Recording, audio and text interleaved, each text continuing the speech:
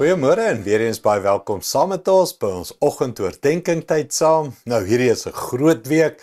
Dis Pinksterweek. Dis die week waar ons herdenk die uitstorting van die Heilige Gees en ek dink jy weet, maar ons hou spesiale dienste hierdie week. Dinsdag, Woensdag, Donderdag, Vrydag, Saterdagoggend 'n fees en Sondag. So die hele week is groot kerkdienste rondom Pinkster. Deur die genade van die Here preek ek hier en is lekker, ek sien nou daarna. Okay, kom ons begin vandag so oordenking, natuurlik Joël 2, waaruit Petrus gepreek het die dag op Pinkster. Kom ek lees vir jou, Handelinge 2:16. Nee, wat hier gebeur, is waarvan God deur die profeet Joël gepraat het. So sal dit in die laaste dae wees, sê God.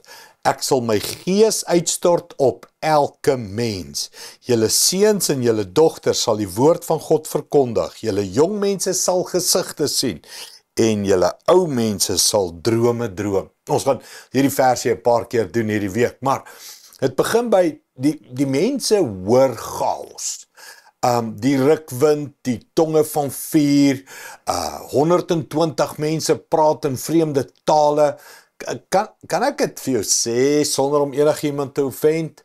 Dit was chaos. Nou ek het al baie mense gehoor praat oor die Heilige Gees en krag van die Gees en gawes en Pinkster en alles.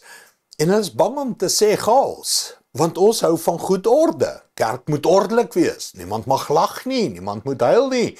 Niemand moet uit sy beurtyd iets doen of sê nie. Ons hou van orde. En die Heilige Gees en die werking van die Gees en die manifestasie van die Gees is baie keer nie ons orde nie. Dit is nie noodwendig altyd weird en simpel en snaaks en al daai goed nie, maar die Heilige Gees spring nie vir ons nie, nee. So hier gebeur iets. Dis chaos, dis stemme, dis geluide. En duisende, letterlik duisende mense stroom na hierdie bovertrek toe en uit hierdie bovertrek uit kom hierdie chaos en in die strate om het staan daar oral net mense. Hierdie prentjies maak nie altyd vir ons sin as ons na die getalle kyk en wat hier gebeur het nie. En Petrus begin hierdie preek en hy sê nee, hulle is nie dronk, is maar nog vroeg die oggend. Wat hier gebeur is die belofte waaroor Jesus so opgewonde was. Die belofte wat hy die Vader gaan vra om vir ons te stuur en hier het nou gebeur. God kom woon binne in ons. Kersfees sê ons Immanuel, God by ons.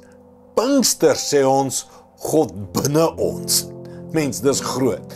God, die Gees van God kom woon binne in ons. So hierdie week is dit my gebed vir jou, dat jy sal ervaar en beleef hoe God woning inneem binne in jou. Dis die belofte van Pinkster, dat Jesus sal die Vader vra en hy sal die Gees gee en hy gaan kom by julle bly, binne julle bly en als vir julle leer.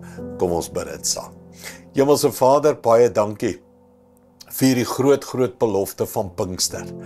En Here, mag ons besef hoe groot en hoe opgewonde was die hemele oor hierdie dag.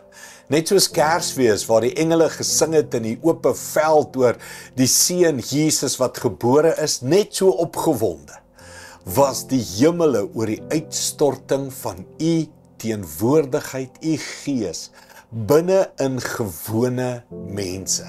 Ons sê dankie daarvoor. Ons is opgewonde daaroor. Ons sien uit daarna, Here. Dankie in Jesus naam. Amen. Dankie liewe vriende. Ek sien jou weer môre. Trots geborg deur Evergreen Turf.